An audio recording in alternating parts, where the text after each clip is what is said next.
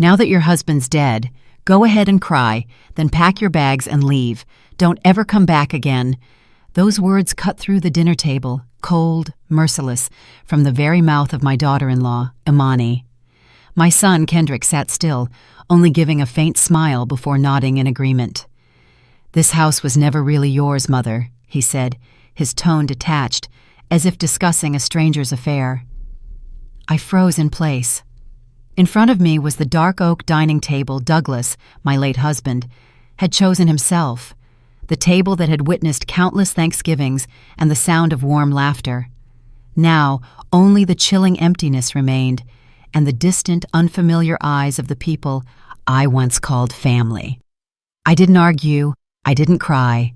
I simply stood up and walked away, from the house I had lived in for 32 years, where every brick held a piece of our marriage. The next morning, I drove to Lone Star Fidelity Bank. I only meant to check my account, to see what was left after the funeral.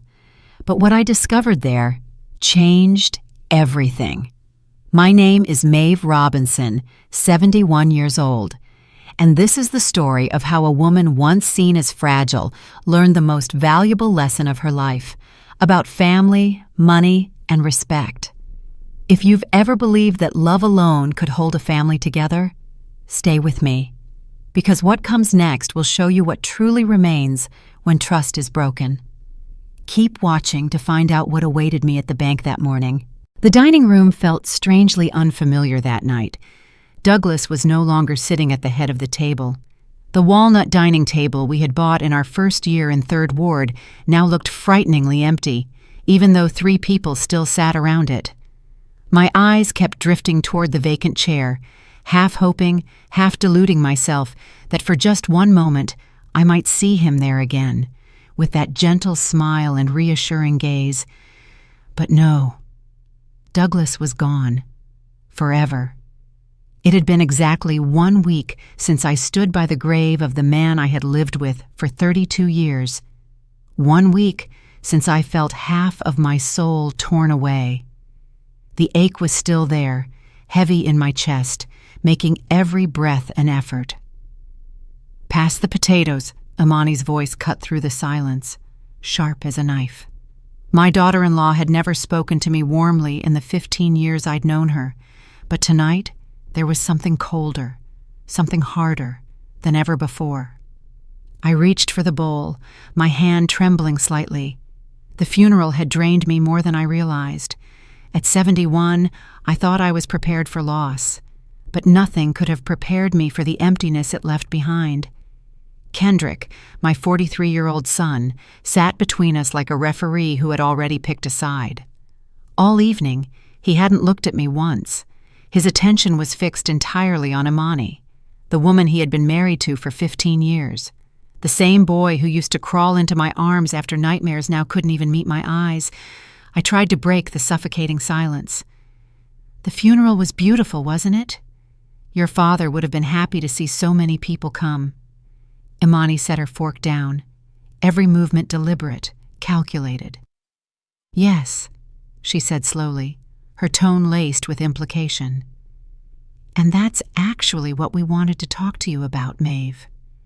Something in her voice twisted my stomach tight.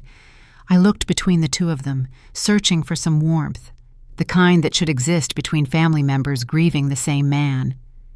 But all I saw was cold precision in Imani's eyes and avoidance in Kendrick's, as if he were afraid to meet mine. "What do you mean by that?" I asked, though a part of me already feared the answer. Imani straightened, lifting her chin in that familiar posture, the stance of someone about to dictate terms.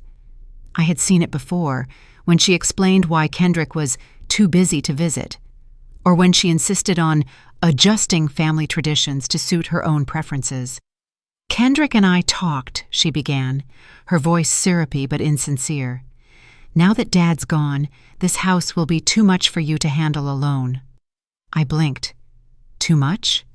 I've taken care of this house for over 30 years. I know every creaking floorboard, every faucet that leaks. Exactly. And that's the problem," Imani replied, her smile fading. "You're not young anymore, Maeve." Maintaining a house this size costs a fortune. Kendrick and I think you should move somewhere more manageable." The words hit like a punch. Move out? This was my home. Douglas and I had built it together, every brick, every memory. Kendrick had grown up here, down the hall in that same little room. Kendrick finally spoke, his voice faint, drained of conviction. "Mom, Imani's right. Even the maintenance alone is too much for you." "I'm not weak," I said, my voice shaking. "And this house, your father and I worked our whole lives to buy it. Every room, every corner holds our memories." Imani leaned in slightly, her gaze cold. "Memories don't pay the electric bill or the property taxes, Maeve." "Let's be realistic." I stared at her. The woman who had spent 15 years quietly pushing me out of my son's life, the one who had convinced him that Sunday dinners were too exhausting, that holidays had to be split fairly, though somehow her family always got more. My fingers closed around my wedding ring. Douglas once told me, "If the day ever comes when I'm no longer here, Maeve, you stand tall. Don't let anyone make you feel small in your own home." I never thought those words would echo so clearly in my mind. Here, at this dinner table, with the only family I had left sitting across from me like strangers. "What exactly are you suggesting?" I asked, though the answer was already forming, cold and sharp, inside me. "We think you should consider one of those nice retirement communities," Imani said sweetly, every word honed to cut. "A place with activities, people your age. It'd be better than wandering around this big, empty house alone." I turned to Kendrick, clinging to a final shred of hope. "You really think I should sell the home you grew up in? The home your father and I—" "It makes sense, Mom," he interrupted, still avoiding my eyes. "And honestly, Imani and I could really use the space. We're thinking of expanding our family, and this house has so much potential." The hidden meaning struck me like an icy wave. They didn't just want me gone, they wanted the house, the home Douglas and I had built with sweat and love for over 3 decades. "Now that your husband's dead," Imani suddenly snapped, her fake sweetness gone, voice raw and venomous. "Go ahead and cry, then pack your bags and leave. Don't ever come back. This house was never really yours anyway." Kendrick looked up, and for a fleeting second, I thought I saw guilt in his eyes. But then he smiled, nodded, and said quietly, "She's right, Mom. The house was Dad's, and now it's mine. You were just living here." The world tilted around me. Just living here. As if 32 years of marriage, of raising him, of building this home, meant nothing more than a temporary stay. I drew a deep breath and forced my voice steady. "I understand." Inside, something cracked. Not just my heart, but my faith in my son, in the very idea of family. I rose, my legs unsteady. "I just need some time to—" "2 weeks," Imani cut in coldly. "That's enough for you to find a new place and pack your things." 2 weeks, not 2 months. No grace period to mourn, no time to rebuild my life. Just 2 weeks to dismantle an entire lifetime. Kendrick finally looked at me, and what I saw hurt worse than anger or resentment. Indifference. "This is what's best for you, Mom," he said softly, almost rehearsed. "You'll understand someday. If you've ever thought that nothing could be worse than losing a husband, wait until the only person you have left turns their back on you." In the next part, I'll tell you what I discovered when I walked into Lone Star Fidelity Bank the following morning, and why it changed everything. I climbed the stairs, each step heavier than the last, as if I were ascending a mountain. Every creak of the wooden steps echoed through the house that had grown unbearably silent since the day Douglas was gone. The bedroom looked exactly as it had on his final night. His familiar cologne still lingered in the air. His reading glasses rested neatly on the nightstand, right where he had placed them before the heart attack struck without warning. I sat on the edge of the bed and looked into the mirror on the dresser. The woman staring back at me looked older than 71. Her silver hair was disheveled, her pale blue eyes clouded by shock and grief. In 2 weeks, I would have to leave this room, the same room where I had said my final goodbye to Douglas just 7 days ago. I would have to pack 32 years of marriage into a few cardboard boxes and hand this home over to the very son who had told me I never really belonged here. I lowered my head, feeling myself sink into the weight of it all. But amid the growing darkness, something else began to stir. Small, fragile, but persistent. A seed of resolve. Douglas had always handled our finances, but he also used to tell me, "Maeve, always pay attention to the details. Life doesn't just teach us to love, it teaches us to be cautious." I took a deep breath. He was right. Tomorrow, I would start sorting things out. I would call Lone Star Fidelity Bank. I would find out exactly what Douglas had left, and for whom. If Kendrick and Imani thought they could erase me from this family so easily, they were in for a surprise. I stood and walked over to Douglas's desk. A thin layer of dust shimmered under the soft yellow light. He had spent hours here, meticulously reviewing bills and tax forms, and I used to tease him. "Sweetheart, you're so thorough. I bet the bank's terrified of you." He would laugh and say, "No, I just want to make sure that if I go first, you'll never have to be afraid of anyone." I never fully understood what he meant, until tonight. I opened the bottom drawer, where Douglas kept his important papers. Inside were neatly organized folders, each labeled in his familiar handwriting. Insurance, taxes, bank. But one folder, tucked all the way in the back, stood apart. The label was slightly yellowed, written carefully in his hand. For Maeve, in case of emergency. My hands trembled as I pulled it out. Inside was a handwritten letter, dated 3 years ago. "My dearest Maeve, if you're reading this, it means I'm no longer there to tell you these words myself. First, I want you to know that I love you more than anything in this world. 32 years with you still wasn't enough. I'd want 32 more, and then some. But I have to be realistic. I can't stay by your side forever. And when I'm gone, I worry for you. Not because you're weak, but because I know how cruel people can be when they smell money and opportunity. Maeve, I've seen things I wish I hadn't. Our son Kendrick has changed. It's not your fault, and perhaps not entirely his either. But Imani, she has a dangerous influence. I've seen the way she looks at this house, the way she calculates every little thing. I know our son is weak where she's concerned. He's not bad, just misguided. And because of that, I've made certain arrangements I never told you about, not to hide them from you, but to protect you. Tomorrow, go to Lone Star Fidelity Bank. Ask for Helen Patterson. Tell her you want to review all accounts under the name Maeve Robinson. Don't be surprised by what you find. I've already prepared everything. You will never have to beg anyone for help. You will never have to depend on the pity of those who see you as a burden. You deserve freedom, Maeve.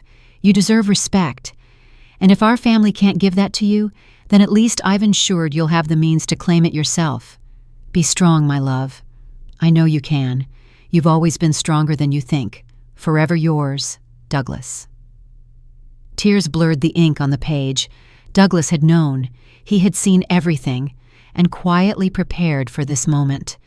I clutched the letter to my chest and sobbed, not just for the loss, but for love, a love so deep that my husband had drawn me a path forward, even knowing he wouldn't be there to walk it with me. That night, I couldn't sleep. I lay in the dark, listening to the familiar sounds of the house, the wind brushing through the oak branches outside, the soft creak of the floorboards, the ticking clock in the hallway, the sounds of my home, my life. And somewhere in that darkness, I made a decision. I would not leave. Not like this. Not on their terms. Tomorrow, I would go to the bank. And I would find out exactly what Douglas had left for me, the woman he trusted and loved until his very last breath. In the next part, I'll tell you what happened that morning at Lone Star Fidelity Bank, when I uncovered the secret Douglas had carefully hidden for years, a secret powerful enough to change everything. The morning light streaming through the kitchen window felt different that day. I sat alone at the dining table, hands wrapped around my second cup of coffee, watching the steam rise and fade away. 10 days had passed since that fateful dinner, and the house seemed to be holding its breath. Every room felt like it was waiting for me to leave. Kendrick and Imani had already stopped by twice to assess the space, taking measurements, discussing renovation plans, all right in front of me, as if I were nothing more than a piece of outdated furniture. Yesterday, as I passed the hallway, I overheard Imani on the phone with a contractor, her voice low, but every word sharp and clear. The estimate starts the moment the old woman moves out. I tightened my grip on the mug. If Douglas were still alive, he would never have let anyone talk about me that way, but he wasn't here anymore. It was just me and the emptiness and his letter. The drive to Lone Star Fidelity Bank took about 15 minutes. I had taken that road countless times over the past 20 years, usually with Douglas in the passenger seat. He'd handle the paperwork, and I'd wait in the car, watching him come out with that gentle, reassuring smile. He used to say, "Let me handle the finances, sweetheart. It'll spare you the worry." And now I wished, oh how I wished, I had paid closer attention. The light at the intersection before the bank turned green. And suddenly, I remembered something Douglas had said at this very crossroads back in 2017. "Maeve, if one day you ever feel lost, just follow this road. It'll take you where you need to be."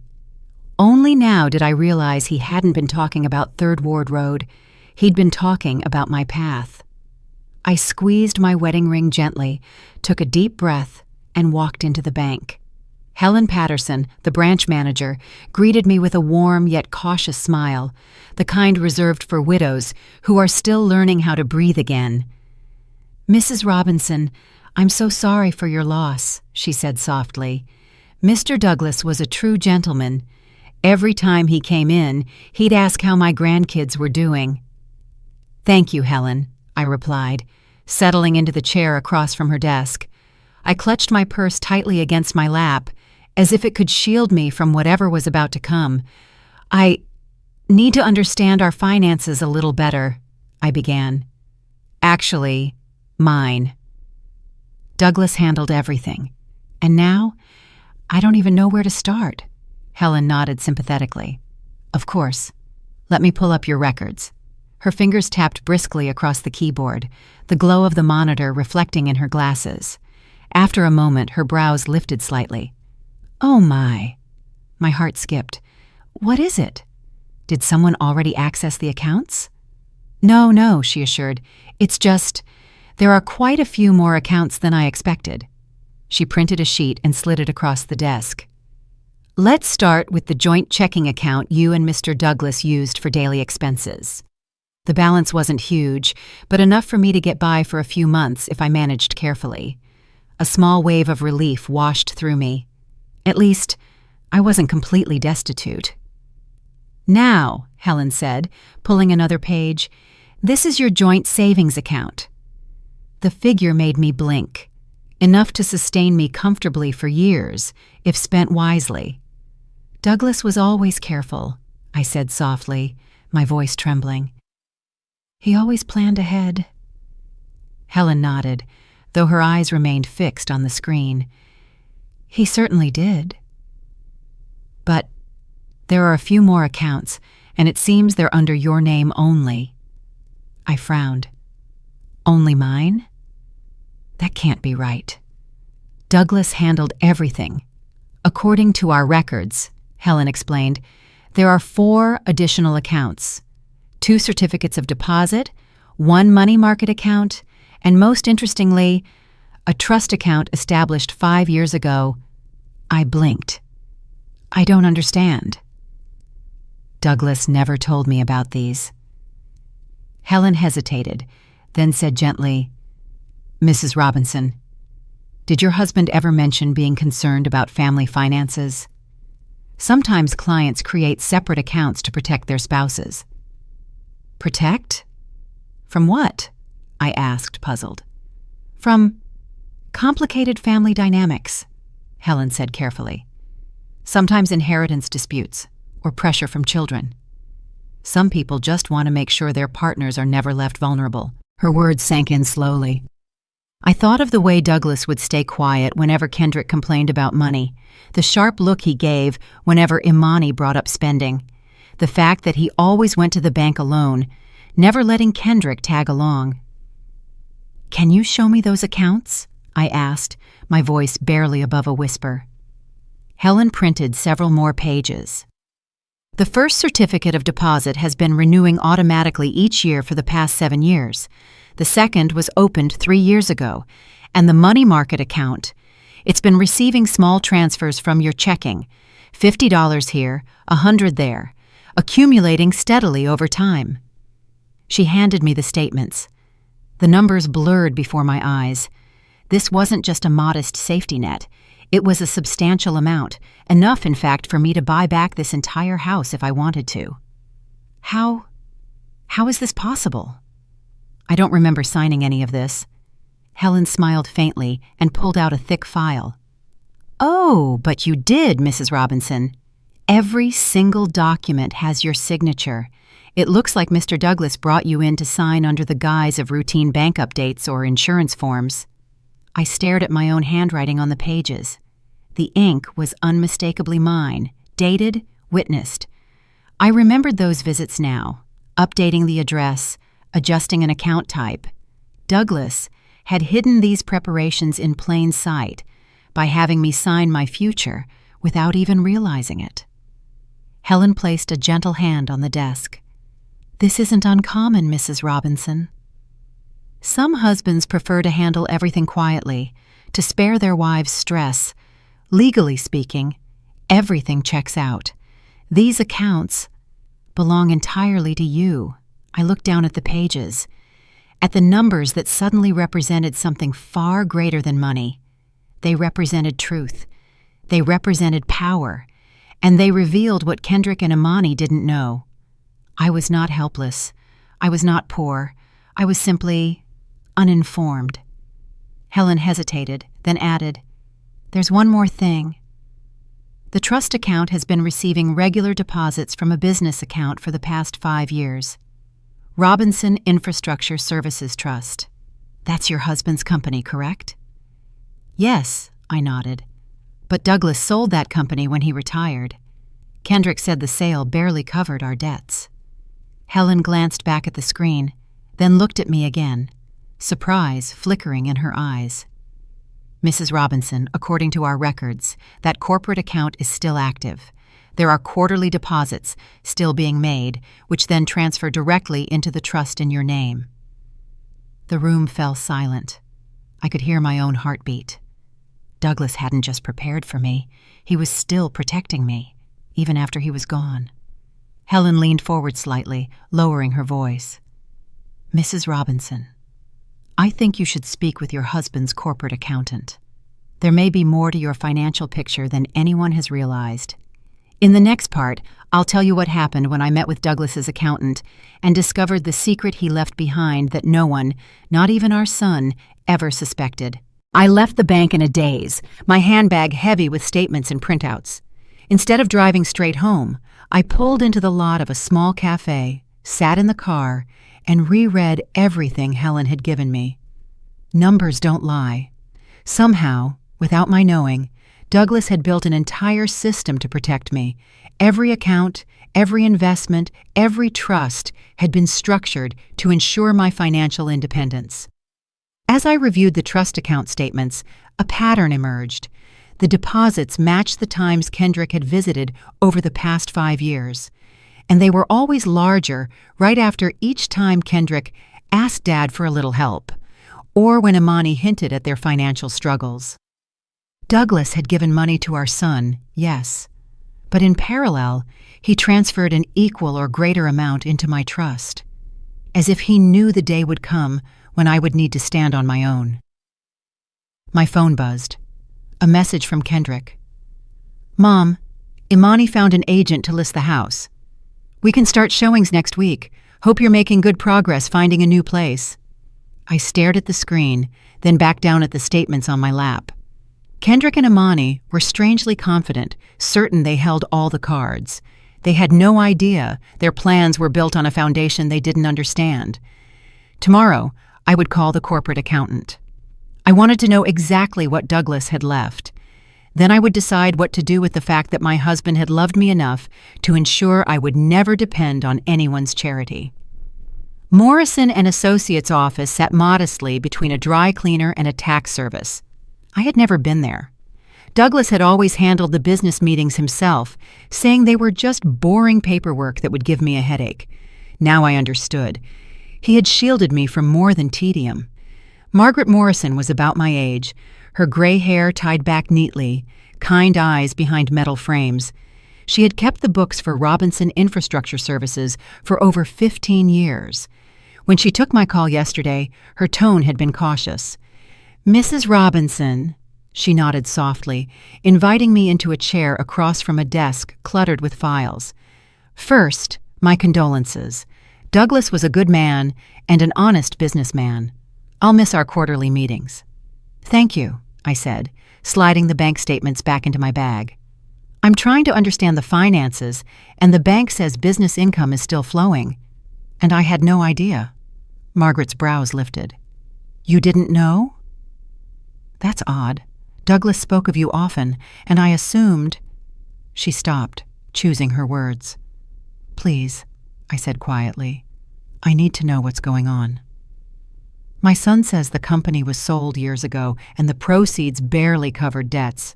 "Sold?" Margaret's eyes widened. "No, Robinson Infrastructure Services wasn't sold. It was restructured." She swiveled toward her computer and opened some files. 5 years ago, Douglas transferred the company's assets into a trust, Robinson Infrastructure Services Trust. You are the primary beneficiary. The room seemed to tilt. "I own a construction company?" "More precisely, the trust owns the company, and you own the trust," Margaret clarified. "The company has actually done quite well. After the restructuring, Douglas chose smaller contracts with reliable clients, stable revenue instead of the boom and bust cycle of large commercial projects." She printed several pages and slid them across. "These are the profit and loss statements for the past 5 years. As you can see, the profits are steady." I looked at the numbers, my hands trembling. The annual profits were significant, enough to explain the regular deposits into the trust. "But Douglas retired," I murmured. "He wasn't working anymore." "He stepped back from day-to-day operations, yes," Margaret said, "but he kept oversight and made strategic decisions. Operationally, Tom Bradley has been running things. I believe you know him?" I nodded. Tom had worked for Douglas for over 20 years, rising from apprentice to foreman. He was at the funeral, one of the few who truly seemed to grieve. "Tom has effectively managed the company for the past 5 years," Margaret continued. "Douglas set it up so Tom receives a percentage of profits as a performance bonus, to keep him motivated and loyal. It's worked very well." "Why didn't Douglas tell me?" The question slipped out as a whisper. Margaret hesitated. "Perhaps it's not my place, but Douglas worried about family pressure. He said Kendrick was having financial trouble, and your daughter-in-law spent lavishly. If the family knew the company still produced income, they would expect and demand more. That could compromise your security." The pieces slid into place. Every time Kendrick asked for money, every time Imani commented on how comfortable we seemed, Douglas helped his son, but locked my future away somewhere safer. "My husband protected me," I said, the words heavy with realization. "He protected both of you in different ways," Margaret replied gently. "The loans to Kendrick were substantial, but they came from the operating account, not your personal assets. And everything was formally documented." She pulled another file. "Here's a copy of the loan agreements between the company and your son. Douglas insisted they be business transactions, repayment schedule and interest." I opened the file, hands shaking. Page after page, each signed by Douglas and Kendrick. The totals stunned me. Tens of thousands of dollars over 5 years, labeled as projects and investments. "Has Kendrick been repaying?" I asked, though I already knew. Margaret's brow tightened. "There are significant arrears. As of last month, including interest, the outstanding balance is about $87,000. The number hit like a fist to the chest. Kendrick owed the family company, my company, nearly $90,000, while claiming Douglas left nothing but debts. So what happens to those loan obligations now? They transfer with the business assets. As the trust owner, you have the legal right to demand repayment or to restructure the terms. I pictured Kendrick and Imani measuring the kitchen, discussing renovations, already scheduling showings, certain they deserved everything Douglas had built. "There's one more thing," Margaret lowered her voice. "Last month, your son contacted me directly, saying that after his father's passing, he would be taking over the business. He asked me to prepare transfer documents. I told him I would need written authorization from the trust's beneficiary, that is, you. He seemed surprised to learn you were involved in the structure, so Kendrick had planned to seize the company along with the house, assuming I was too grief-stricken and naive to understand. That blade of betrayal cut deeper than I expected. Margaret, may I ask candidly, if I want to keep the current structure and have Tom continue running operations, is that feasible?" "Entirely feasible," she said. "In fact, Tom is eager to hear from you. He's concerned about the company's future and his job. If you maintain the status quo, I believe you'll find him reliable and grateful for the chance to continue." I gathered the documents, my mind spinning with implications. The company was mine. Kendrick's accumulated debt was real and enforceable, and Kendrick and Imani still had no idea that all their plans stood on assumptions and falsehoods. "I'd like to meet Tom as soon as possible," I said, "and I need to understand every option regarding the loans." "Of course. I'll call Tom this afternoon." "Thank you. And Margaret, please keep everything confidential for now." "Certainly. Confidentiality is sacred in our profession." On the drive home, my phone buzzed again. A message from Imani. "Maeve, the agent wants to schedule the photographer for tomorrow. Make sure the house is spotless." First impressions matter. I looked at the text, then set the phone face down. Let them book the photos.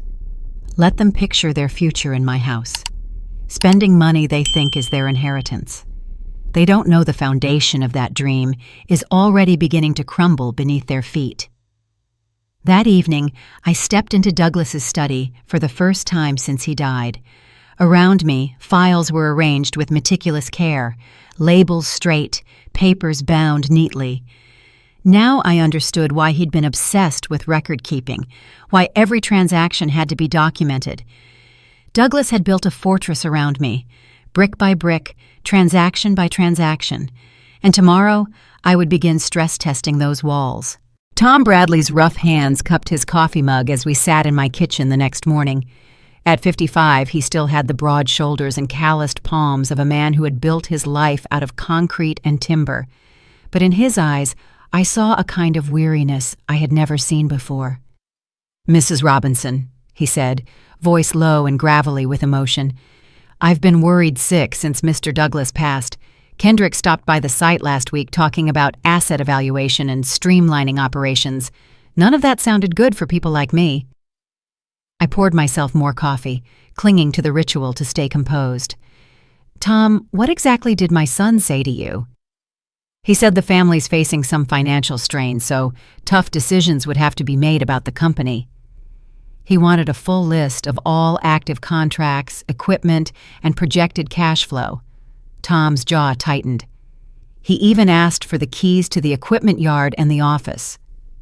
"And how did you respond?"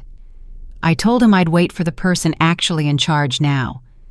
Mr. Douglas told me that if anything ever happened, I should take direction only from the legal owner." Tom met my eyes. "He never once said that person was Kendrick." A wave of quiet relief ran through me. Douglas had anticipated this. He had made Tom the gatekeeper, not someone who would take orders from whoever claimed authority. "Tom, I need to tell you something, and I need your absolute discretion for now." His face immediately turned serious. "You have my word." I laid out the documents Margaret had given me the day before. "I'm the owner of Robinson Infrastructure Services. Not Kendrick, not the estate. Douglas transferred everything into a trust 5 years ago, and I'm the sole beneficiary." Tom's eyes widened as he skimmed the papers. "Well, excuse my language, ma'am, but Mr. Douglas was always 3 steps ahead." "He truly was," I said softly, "and according to these records, the company's been thriving under your management." A flicker of pride lit his face. "We've built a good reputation, Mrs. Robinson. Solid clients, honest work, fair prices. Mr. Douglas used to say repeat customers are worth more than any big, flashy win. I want you to keep doing exactly that," I said firmly. "But I also need to understand something. Kendrick hasn't been honest about our finances. Tell me about the times he got involved in company business." Tom's shoulders sank. "A few times over the years. He'd show up when Mr. Douglas wasn't around, asking about cash flow, upcoming payments. A couple of times he hinted that the company could lend a hand for some quick investment opportunities." "And what did you say?" "I told him he'd need to talk to his father. I wasn't born yesterday, Mrs. Robinson. I knew something was up." Tom's voice hardened. "Last year he showed up the very day we made the deposit from the Morrison Tower project. Said it was a coincidence, but he asked the clerk a lot of questions about that deposit." My stomach twisted. Kendrick had been tracking the company's income, probably timing his requests for help whenever cash flow was high. "Tom, be honest. How much do you think Kendrick really understands about the company's finances?" Tom was quiet for a moment. "He knows more than the family gives him credit for, but not everything. Mr. Douglas kept a clean line between personal and business finances, at least on paper." "What do you mean?" "Mr. Douglas was clever. Every time Kendrick asked for help, he'd say the company was struggling, margins tight. Then he'd still help, but always through a business loan from the corporate account, not from personal assets." Tom pulled out a worn notebook. "I keep records. Habit I learned from him. According to this, Kendrick's taken about $93,000 over the last 5 years. That was even higher than the figure Margaret had shown me." "Payments, not loans?" I asked. That's where Mr. Douglas was smart. On paper, they were loans, complete with schedules and signatures. But he never pushed repayment. When Kendrick missed deadlines, he let it slide. So Kendrick doesn't believe he owes anything. "He acts like he doesn't," Tom corrected. Whether that's ignorance or denial, I couldn't say. Just then, the slam of a car door echoed outside. Through the kitchen window, I saw Kendrick's Honda Pilot parked behind Tom's truck. "That's my son," I murmured. "I don't want him knowing we've been talking business." Tom nodded, quickly gathering the papers. "Mrs. Robinson, whatever you decide, I'll stand by you. Mr. Douglas was a good man, and if he put this company in your name, that's all I need to know." Kendrick walked in without knocking, something Douglas had always hated, though I'd long since stopped fighting it. "Morning, Mom," he said casually, barely acknowledging Tom.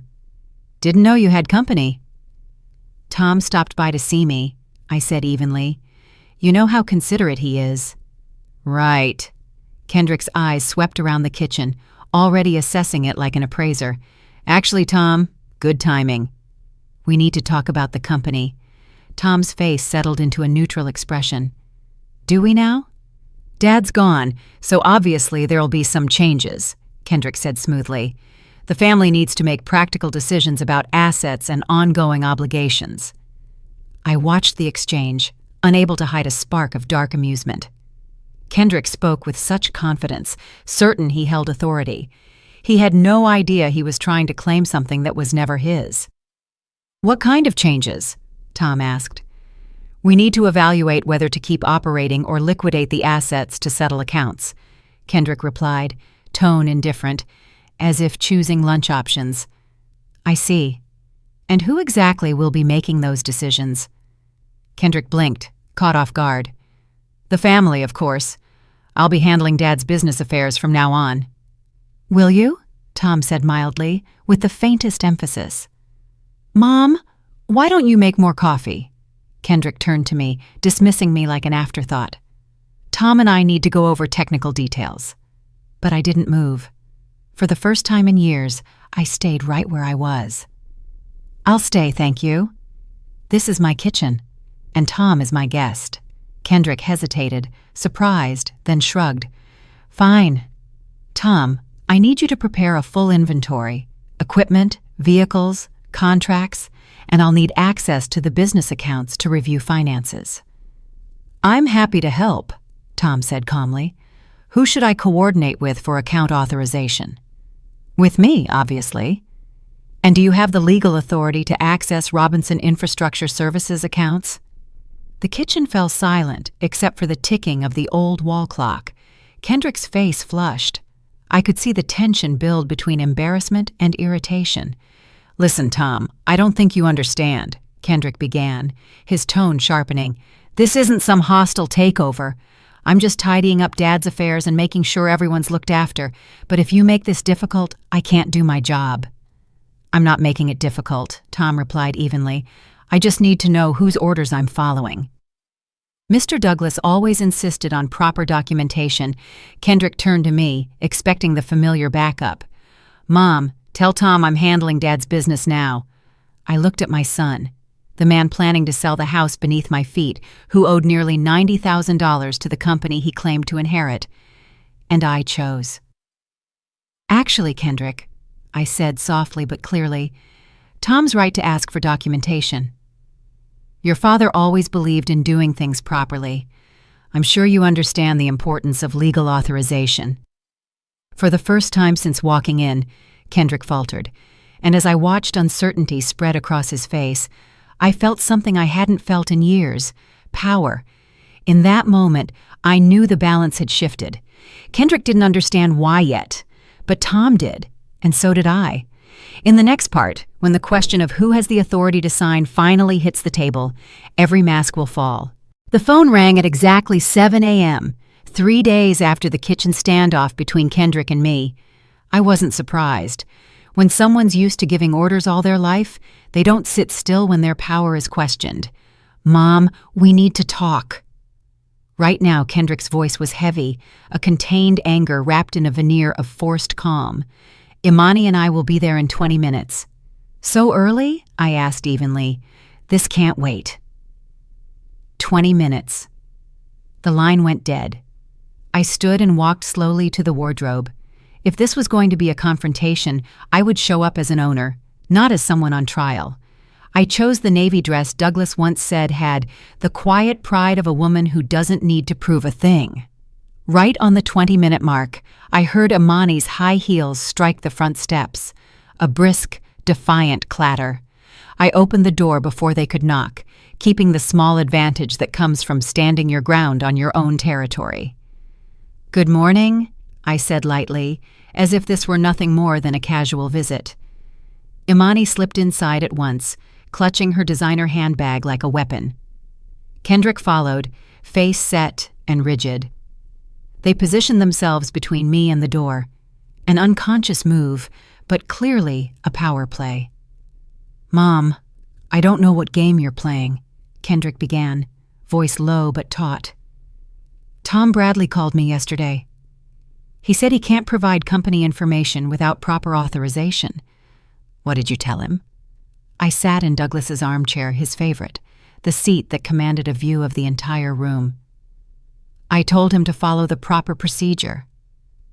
Your father always required that proper procedure? Imani's voice sliced in, shrill. Kendrick is Douglas's only son and heir. What procedure could possibly be missing? Legal procedure, I replied calmly, the kind that comes with actual ownership. Kendrick narrowed his eyes. What are you talking about? Dad's will leaves everything to the family. I'm the executor, which means I handle all assets until the estate is settled. Not exactly, Kendrick. I reached for the file on the side table, the documents Margaret Morrison had given me yesterday. They both tensed as I opened the folder. Your father's will does leave personal assets and this house to the family, I said slowly, but Robinson Infrastructure Services is not part of the estate. The company hasn't been in the estate for 5 years. What are you talking about? Kendrick snapped. I placed the trust papers on the coffee table. Since 2019, Robinson Infrastructure Services has been owned by a trust, the Robinson Infrastructure Services Trust, and I am its sole beneficiary. The room fell into a dead silence. Imani snatched up the documents, her long nails trembling as she flipped through them. Kendrick read over her shoulder, his face draining of color. That's impossible, Imani stammered. You don't know business. You can't even balance a checkbook. True, I don't, I said gently. Douglas handled everything, but clearly he understood this family better than you thought. Kendrick collapsed onto the sofa, as if the weight of the truth had knocked him down. But Dad said the company was tight, thin margins, almost no profit. The company is profitable, I replied, handing over more statements. These are the financials for the past 5 years. The look on Kendrick's face reminded me of someone who suddenly realizes they've been playing chess on a checkerboard. These profits, his voice faltered. Where did the money go? Some of it went to you, Kendrick. I lifted another set of papers. $87,000 in 5 years. Imani yanked the pages, her eyes skimming fast. But these say loans. Kendrick, you told me they were gifts.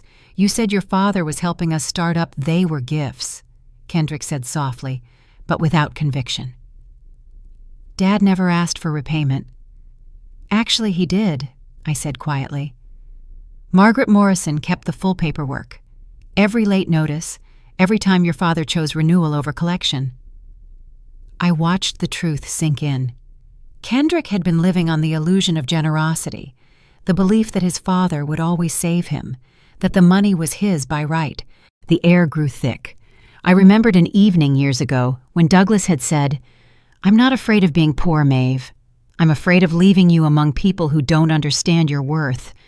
At the time, I thought he meant love. Now I knew he meant power. I lifted my chin and faced the two of them. That doesn't change anything. Imani shot to her feet, panic edging her fury. This house still belongs to Kendrick. It's worth more than some small construction company. Is that so? I asked mildly, a hint of a smile. Imani's eyes flashed. Don't play innocent, Maeve. This house is at least $400,000. You're right. A valuable asset, I nodded. Only it comes with a lien. A lien? Kendrick's head snapped up. Dad said the house was paid off. Yes, but 18 months ago your father took out a home equity loan, $350,000. I slid out the final folder, carefully labeled emergency fund. That money was transferred into the trust account, which means it belongs to me. Imani's face hardened. That's impossible. We never signed anything. Your father was the sole owner at the time of the loan, I said evenly. I was survivorship co-owner, not a joint owner. He didn't need anyone else's signature.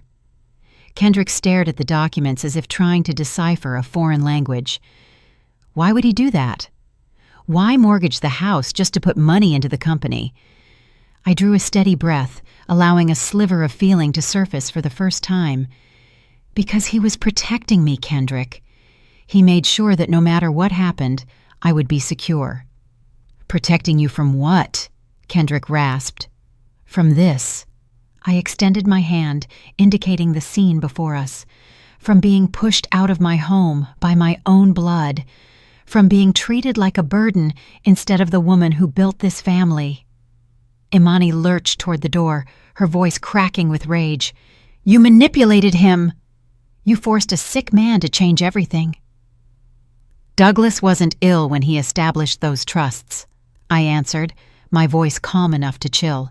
He knew exactly what he was doing, and who he was protecting. If that bothers you, Perhaps you should ask yourself why Kendrick's hands shook as he set the papers down. Mom, you don't need to do this. We can make a deal. You don't even want to run a construction company. This house, it's the family home. It should stay in the family. It is staying in the family, Kendrick. With me. But the mortgage, Imani cried. How will you pay it? The way your father planned, with profits from Robinson Infrastructure Services. Tom Bradley assures me the company is stable. Margaret Morrison says the cash flow covers the loan and leaves more than enough for living expenses. I stood, smoothing the line of my dress. Now, I remember you saying I should move out. I think that's still a good idea. For you. I'm sure you'll find a lovely place to start over. Kendrick looked at me, as if truly seeing the woman in front of him for the first time. Mom, you can't be serious. After everything Dad did, after everything our family... Your father did everything for me, I cut in. Because he loved me enough to ensure I would never have to depend on anyone's kindness, not even my son's.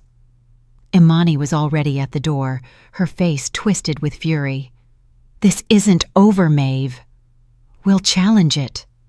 Try if you like, I said lightly, but everything Douglas did is legal and fully documented.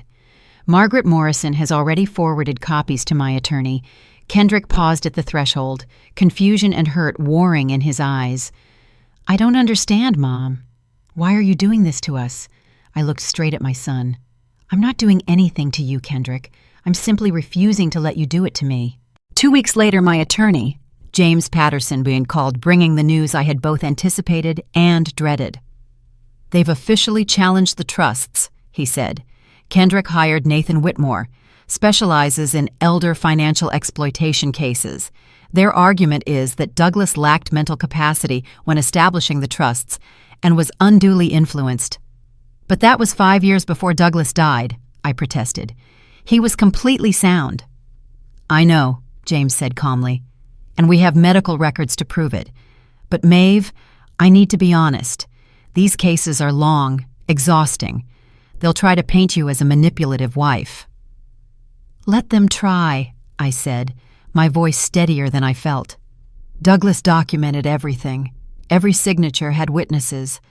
Still, my hand trembled after hanging up. It meant months, maybe a year, of depositions, interrogations, possibly trial. Every private corner of our marriage would be dragged into light. For a moment, I considered giving up, selling everything, moving into a small apartment, living quietly off what I already had. It would be so much easier. Then I remembered that night when Imani told me to pack my bags and go. When Kendrick said the house was never really yours. That feeling of being invisible, of being pushed aside. Number. I wouldn't give up. The first deposition took place in a cold conference room in downtown Houston. Nathan Whitmore, silver-haired, immaculately groomed, his smile sharp as a blade, looked at me like a piece of property to be appraised. Mrs. Robinson, he began in a syrupy voice, tell us about your relationship with your husband in his later years. I had rehearsed with James. We loved each other. We were partners. We discussed, supported, and cared for each other. Did he include you in business decisions? Not often, I replied. Douglas handled the company. I handled the home. That was our arrangement. So you admit you didn't know much about the business? I knew he worked hard to provide for our family. But you didn't know the financial details? Not until after his passing. Whitmore smiled, a thin, icy curl of the lips that made the back of my neck tighten. Then how do you explain that in his final 5 years, the bulk of his assets transferred to you, while you knew nothing? My husband was protecting me. Or, Whitmore said smoothly, you manipulated an elderly man into signing documents he didn't understand. Objection, James interjected sharply. That's argument, not a question. But I understood. That was the story they were trying to tell, that I was the predator and Douglas the victim. The first turning point came from Margaret Morrison. During her deposition, when Whitmore questioned Douglas's mental capacity, Margaret didn't just confirm that he was of sound mind. She went further. "Mr. Douglas was one of the most meticulous clients I've ever had," she said, "and he was obsessive about protecting his wife." "Protecting her from what?" Whitmore asked. "From his own family," Margaret replied, looking straight into the camera. "He worried that his son and daughter-in-law would treat Mrs. Maeve as a burden after his death. He heard how they spoke about the elderly, as assets, not people. Douglas loved his son, but he didn't trust him to treat Maeve with respect. And from what I've seen these past few weeks, his concern was well-founded." Then came Tom Bradley. "Kendrick owes the company $93,000, Tom testified. Mr. Douglas drafted loan contracts, with interest and payment schedules. Kendrick signed every one. Mr. Douglas never enforced repayment because he hoped his son would mature and take responsibility. Do you have proof?" "Every bit of it. I keep records of every transaction, just like Mr. Douglas taught me. Always keep a paper trail." That night, back home, I opened Douglas's old desk drawer. Among the familiar handwriting, a small paperclip slipped free. Attached to a yellowed sticky note he'd written, "Protection isn't just about money. It's about having the right to say no when you must."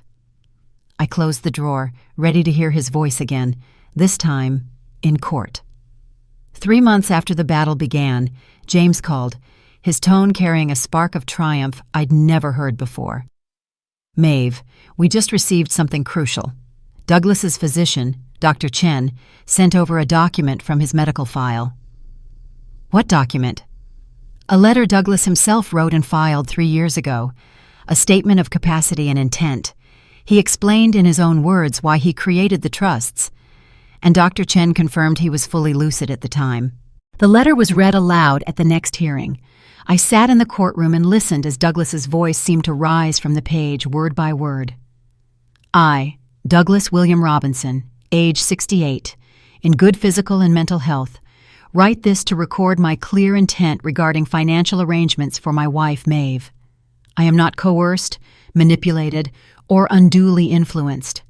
I do this out of love, and because I've observed troubling dynamics within my family. My son, Kendrick, is in many ways a good man, but he has allowed his wife, Imani, to influence him negatively. I've heard them speak of aging parents as burdens and of assets as if we were already gone. I have given my son over $80,000 in 5 years, every penny as a loan, never repaid. He treats my generosity as entitlement. I fear that after I'm gone, they will see Maeve as someone disposable, pushed out of her own home, treated as inconvenient. And Maeve, with her kind heart, might accept that. So I've ensured she won't have to. I've given her the means to stand tall, demand respect, and live with dignity. If this letter is being read in court, it means the worst has happened. My son has chosen greed over love. In that case, know that Maeve needs exactly the protection I built. Maeve Robinson is the finest woman I have ever known. She deserves every dollar and every safeguard I could provide. Anyone who challenges these arrangements only proves why they were necessary." Douglas William Robinson. When the final line faded, I looked across the courtroom. Kendrick sat beside his attorney, pale as paper. Imani kept her eyes down, staring at her hands. The judge pushed his glasses up the bridge of his nose and turned to Whitmore. "Mr. Whitmore, does your client wish to proceed?" A long pause. Then, "Your Honor, we withdraw our challenge." 6 months later, I stood on the terrace of my small seaside home in Mendocino, California, watching the early sun spill its golden light across the Pacific. The sound of the waves crashing against the rocks below had become the familiar soundtrack of my days. This house was smaller than the one in 3rd Ward, but it was entirely mine. Every piece of furniture, every painting on the wall was chosen by me, and to my surprise, I discovered I had excellent taste when no one else was there to offer opinions. Robinson Infrastructure Services continued to thrive under Tom Bradley's management. Every Friday afternoon, he called to give updates, and the quarterly profits were automatically deposited into my account. The seaside house itself turned out to be a hidden gift. While reviewing real estate records, I discovered Douglas had purchased it 3 years earlier through the construction trust, leaving a handwritten note in his familiar script. For Maeve's retirement, when she's ready for sea winds, and a schedule that belongs only to her. Even in death, he was still taking care of me. That morning was special. James Patterson, my attorney, arrived to finalize the last pieces of paperwork. "Good morning, Maeve," he greeted, settling into his usual chair. "I've brought the final settlement agreement for you to review." I poured coffee from my French press, a new skill I was oddly proud of, and sat across from him. "How did they take it?" I asked.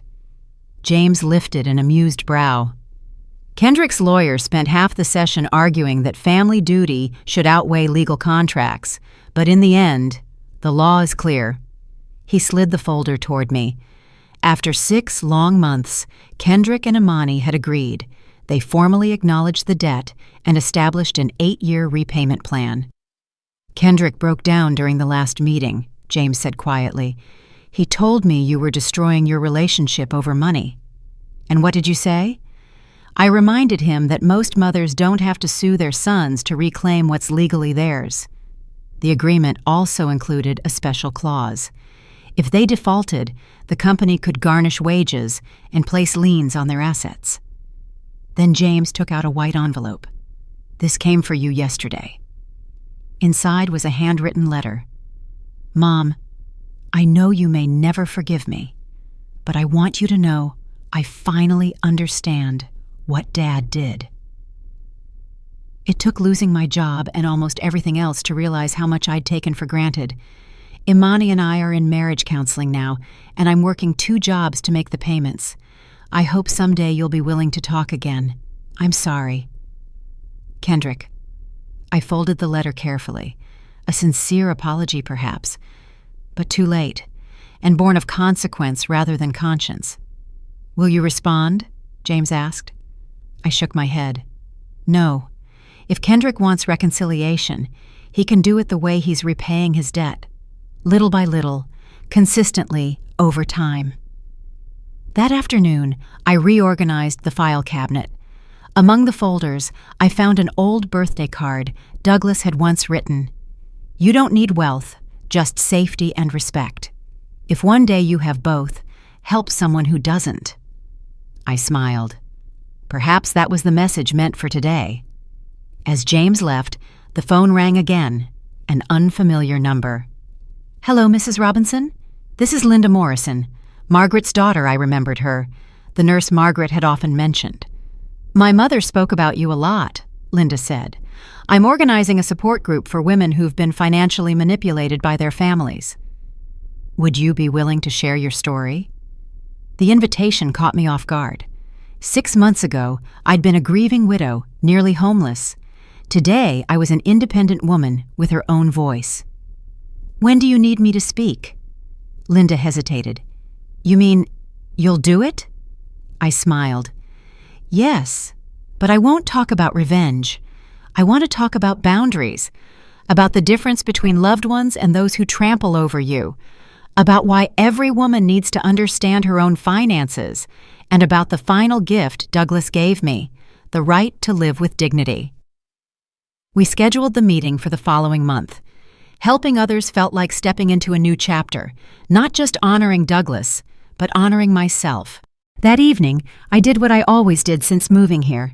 I sat on the terrace, a glass of wine in hand, watching the sun sink beyond the horizon. Light spilled across the sea like a distant benediction. Now, everything here belonged to me. Peace, freedom, and the right to make my own choices. No one could ever vote me out of my own life again. No one could decide whether I deserved to stay. Tomorrow, I'd tend to my garden, then drive into town for lunch at the little bistro where the owner always saved me the table by the window. Simple joys, and all of them mine. Kendrick's debt would eventually be repaid, but the true victory wasn't about money. It was that I had reclaimed my power and demanded the respect I had always deserved. As the last light faded into the sea, I raised my glass and whispered, "Thank you, Douglas. You loved me enough to make sure I would never be abandoned, never dependent, never diminished." The ocean murmured against the rocks, a timeless reminder that I had survived. And now I understood what freedom truly meant, not speaking louder, but never again having to beg for a seat at a table that was mine all along. It meant peace. And now, I want to ask you, if you were in my place, what would you have done? Have you ever faced something like this yourself? Share your thoughts in the comments below. Meanwhile, 2 of the channel's favorite stories are waiting on your screen. Tales that will surprise you in ways you won't forget. Thank you for staying with me until the very end.